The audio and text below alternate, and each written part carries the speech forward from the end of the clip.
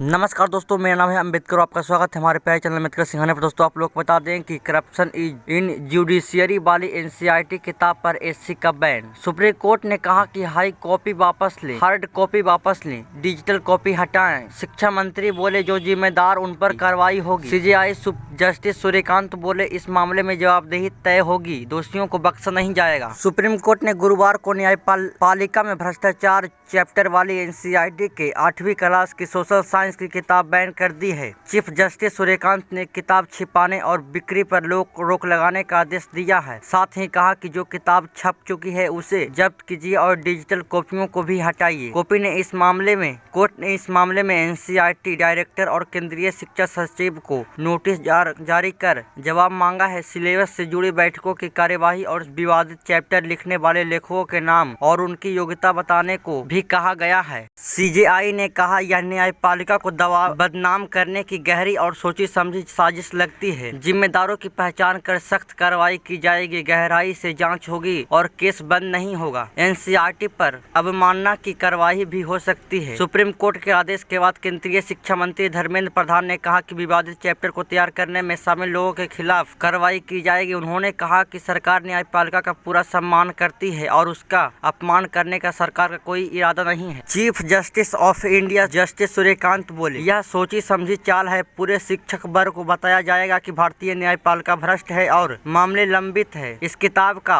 Material शिक्षक से छात्रों, फिर माता पिता, समाज और आने वाली पीढ़ी तक पहुंचेगा। इस मामले में सुप्रीम कोर्ट ने खुद नोटिस लिखा। अगली सुनवाई 11 मार्च को होगी। बुधवार को सीजेआई की फटकार के बाद एनसीईआरटी ने इस मामले में माफी मांग ली थी। इस मामले में सरकारी सूत्रों ने कहा कि न्यायपालिका में भ्रष्टाचार से संबंधित आंकड़े संसदीय अभिलेखों और नेशनल जुडिशियल डेटा ग्रिड में मौजूद है, लेकिन फैक्ट्स के क्रॉस वेरिफिकेशन के लिए केंद्र से परामर्श नहीं लिया गया। सुप्रीम कोर्ट ने अपने 4 बड़े निर्देश जारी किए हैं। पहला, केंद्र और राज्यों के शिक्षक विभाग तय करे कि किताब चाहे स्कूल में हो, छापी हुई हो या डिजिटल, परंतु तुरंत लोगों की पहुंच से हटाए जाए। किताब के प्रिंटेड या डिजिटल वर्जन को बांटना कोर्ट के आदेश का जानबूझकर उल्लंघन माना जाएगा। सभी राज्यों के शिक्षक विभाग के मुख्य सचिव 2 हफ्ते में इन मामलों में कार्रवाई की रिपोर्ट सुप्रीम कोर्ट को सौंपे। जांच रिपोर्ट मिलने के बाद कोर्ट कमेटी बनाएगा जो पूरे मामले की जांच करेगी और जिम्मेदार लोगों की पहचान करेगी। कोर्ट रूम की लाइव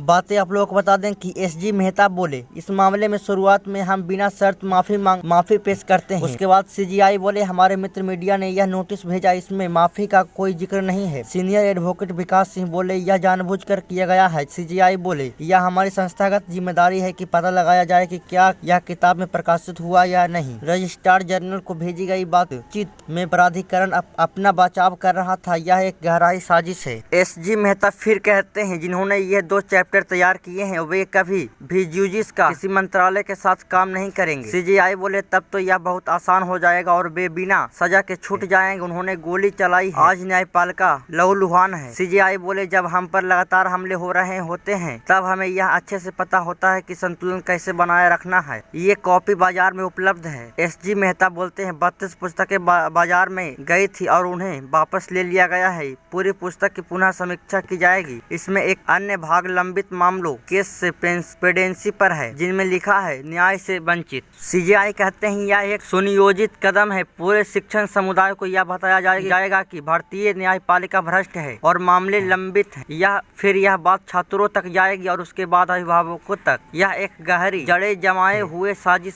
सिंघवी बोले यह बेहद सिलेक्टिव है। सिब्बल बोलते हैं राजनेताओं और नेताओं के बारे में क्या। यह पुस्तक पीडीएफ फॉर्मेट में उपलब्ध है। जस्टिस बागाची कहते हैं कि कुछ सामग्री डिजिटल उपलब्ध है। इसमें जो लिखा गया है वह एक तरफा यानी कि एक पक्षीय है। इसमें न्यायपालिका को मौलिक अधिकारों की रक्षा करने वाली संस्था के रूप में कहीं भी प्रस्तुत नहीं किया गया है। कानूनी मदद का भी जिक्र नहीं है। हटाने के आदेश भी जारी किए जाने आवश्यक है। सिंघवी कहते हैं कि ऑनलाइन सामग्री छपी हुई किताबों से कहीं ज्यादा लोगों तक पहुंच चुकी है। सीजीआई कहते हैं हम गहराई से जांच चाहते हैं। हमें यह पता लगाना होगा कि इसके लिए कौन जिम्मेदार है और हम देखेंगे कि इनमें कौन कौन शामिल है। जिम्मेदार लोगों को लोगों पर कार्रवाई होगी। हम इस मामले को बंद नहीं करेंगे। सिब्बल कहते हैं बोर्ड के सदस्यों ने इसकी पुष्टि की है। SG मेहता कहते हैं हम संस्था के साथ खड़े हैं, कोई भी बिना दंड के नहीं बचेगा। CGI कहते हैं एक अध्याय का शीर्षक है हमारे समाज में न्यायपालिका की भूमिका और उसमें न्यायपालिका में भ्रष्टाचार की बात कही गई है। हमारा मानना है कि इसकी समीक्षा की जानी चाहिए क्योंकि इसका असर पूरी न्यायपालिका के कामकाज पर पड़ सकता है। हम उस अध्याय को दोबारा दोहराना नहीं चाहते हैं, लेकिन उसमें यह प्रस्तुत प्रमुख रूप से लिखा गया है कि न्यायपालिका के खिलाफ सैकड़ों शिकायतें मिली, मानो उन पर कोई कार्रवाई नहीं हुई। साथ ही एक पूर्व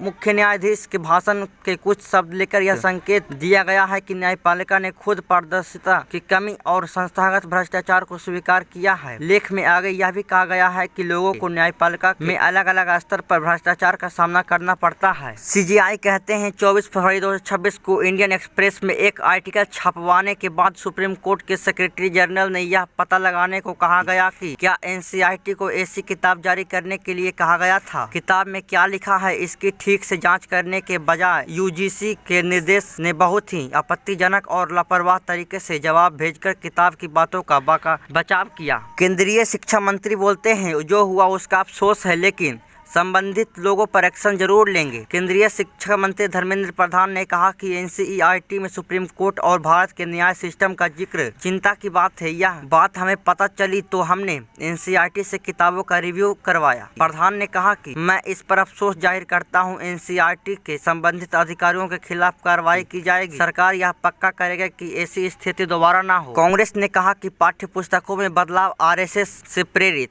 वहीं इस विवाद कांग्रेस ने कहा कि पाठ्य पुस्तकों में बदलाव RSS से प्रेरित है और सुप्रीम कोर्ट की नाराजगी सही है। कांग्रेस नेता जयराम रमेश ने कहा कि पिछले 10 साल में NCERT की किताबों को जिस तरह बदला गया है वह गलत और खतरनाक है, इसकी जांच की जानी चाहिए। सोशल साइंस टेक्स्ट बुक में जुडिशियरी में करप्शन पर चैप्टर। NCERT ने 23 फरवरी को जारी नई text book exploring society India and beyond part 2 में the role of the judiciary in अफसर सोसाइटी टॉपिक के अंदर जुडिशियरी में करप्शन का टॉपिक जोड़ा है। इसका पहला पार्ट जुलाई 2025 में रिलीज किया गया था। ये किताब एकेडमी सेशन 2026-27 से स्कूलों में पढ़ाई जानी है। सोशल साइंस की इस किताब में लिखा गया है कि जस्टिस डिलेड इज जस्टिस डिनेड, यानी कि इंसाफ में देरी नाइंसाफी की तरह है। यहाँ सुप्रीम कोर्ट में 81,000, हाई कोर्ट्स में 62,40,000, डिस्ट्रिक्ट और सब ऑर्डिनेट कोर्ट के 4,70,00,000 पेंडिंग केस की संख्या भी बताई गई है। यह किताब का वो हिस्सा है जिसमें करप्शन और पेंडिंग केस का जिक्र है। यह एक सोशल साइंस का किताब है NCERT का। नई किताब में जुडिशियरी से जुड़े अहम पॉइंट्स, इसमें कोर्ट की हायरार्की और न्याय तक पहुँचे को समझाने से ज्यादा जुडिशियल सिस्टम के सामने आने वाली चुनौतियों जैसे करप्शन और केस बैकलॉग को बताया गया है। करप्शन वाले सेक्शन में बताया गया है कि जज एक कोड ऑफ कंडक्ट से बंधे होते हैं जो न केवल कोर्ट में बल्कि कोर्ट के बाहर भी उनके व्यवहार को कंट्रोल करता है। जुडिशियरी के अंदरूनी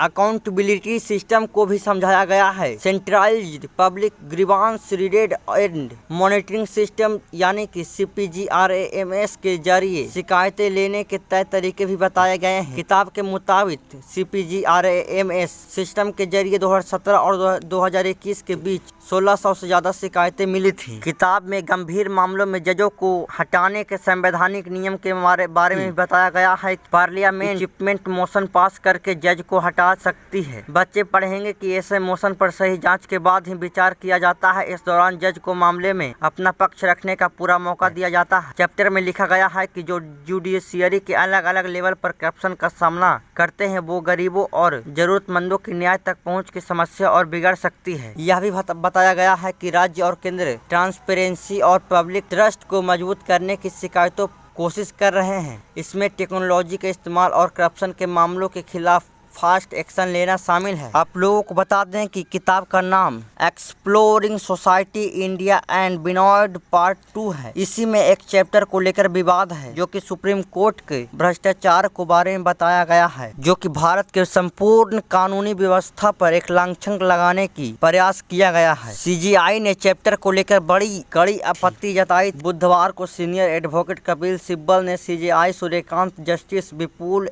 M पंचोली और जस्टिस जयमाल्या बगाची की बेंच में यह मामला उठाया था। इस पर चीफ जस्टिस ने कहा था, मुझे इसकी पूरी जानकारी है। यह पूरे जुडिशियल इंस्टीट्यूशन के लिए चिंता की बात है। यह सोचा समझा कदम लग रहा है। मैं किसी को भी, चाहे वो कितने भी ऊंचे पद पर क्यों न हो, इंस्टीट्यूशन को बदनाम नहीं करने दूंगा। मैं इस मामले पर खुद नोटिस ले रहा हूं। सुप्रीम कोर्ट के सीजेआई सूर्यकांत बोले, यह पूरे जुडिशियल इंस्टीट्यूशन के लिए चिंता की बात है। यह सोचा समझा कदम लग रहा है। मैं किसी को भी, चाहे वह कितने भी ऊंचे पद पर क्यों न हो, इंस्टीट्यूशन को बदनाम नहीं करने दूंगा। मैं इस मामले पर खुद नोटिस ले रहा हूं। सीजेआई के फटकार के बाद एनसीईआरटी ने माफी मांगी। सुप्रीम कोर्ट के कड़े रुख के बाद बुधवार रात को एनसीईआरटी ने कहा कि वे जुडिशियरी का बहुत सम्मान करते हैं। किताब में गलती अनजाने में हुई है और इस एनसीईआरटी को उस चैप्टर में गलत मटेरियल शामिल करने का अफसोस है। चैप्टर को दोबारा लिखा जाएगा। जान लेते हैं एनसीईआरटी का पूरा बयान। तय प्रोसेस के अनुसार एनसीईआरटी ने 24 फरवरी को क्लास 8 के लिए सोशल साइंस की text books exploring society in India and beyond बहुमूल्य 2 निकाली। टेक्स्ट बुक्स मिलने पर यह देखा गया कुछ गलत टेक्स्ट मटेरियल अनजाने में चैप्टर नंबर 4 में आ गया। मिनिस्ट्री ऑफ एजुकेशन में भी ऐसा ही ऑब्जर्वेशन किया और निर्देश दिया कि अगले ऑर्डर तक किताब डिस्ट्रीब्यूशन पूरी तरीके से रोका जाएगा। एनसीईआरटी दोहराता है कि नई टेक्स्ट बुक का मकसद संवैधानिक अधिकारों को मजबूत करना है, स्टूडेंट्स के बीच लिटरेसी, इंस्टीट्यूशनल रिस्पेक्ट और डेमोक्रेटिक पार्टिसिपेशन की जानकारी देना था। हमारा किसी भी कॉन्स्टिट्यूशनल बॉडी कार पर सवाल उठाने या उसे कम करने का कोई इरादा नहीं है। एनसीईआरटी कंस्ट्रक्टिव फीडबैक के लिए तैयार है, इसलिए विवादित चैप्टर को सही अथॉरिटी से सलाह लेकर फिर से लिखा जाएगा और एकेडमी सेशन 2026-27 में शुरू होने पर क्लास 8 के स्टूडेंट को उपलब्ध कराया जाएगा। एनसीईआरटी एक बार फिर इस फैसले की गलती पर अफसोस जताता है। किताब में पूर्व सीजेआई बीआर गवई का भी जिक्र है। किताब में भारत के पूर्व चीफ जस्टिस बीआर गवई का भी जिक्र है, जिन्होंने जुलाई 2025 में कहा था कि जुडिशियरी के अंदर करप्शन और गलत कामों के मामलों का पब्लिक ट्रस्ट पर बुरा असर पड़ता है। उन्होंने कहा था कि हालांकि इस ट्रस्ट को फिर से बनाने का रास्ता इन मुद्दे को सुलझाने के लिए उठाए गए तेज, निर्णायक और ट्रांसपेरेंट एक्शन में है। ट्रांसपेरेंसी और अकाउंटेबिलिटी डेमोक्रेटिक गुण है। कोरोना महामारी के बाद एनसीईआरटी की पुरानी किताबों में नए टॉपिक जोड़े जा रहे हैं। पहली से 8वीं क्लास तक की नई किताबें 2025 में ही पब्लिश की जा चुकी है। तो दोस्तों आज के लिए बस इतना ही। धन्यवाद।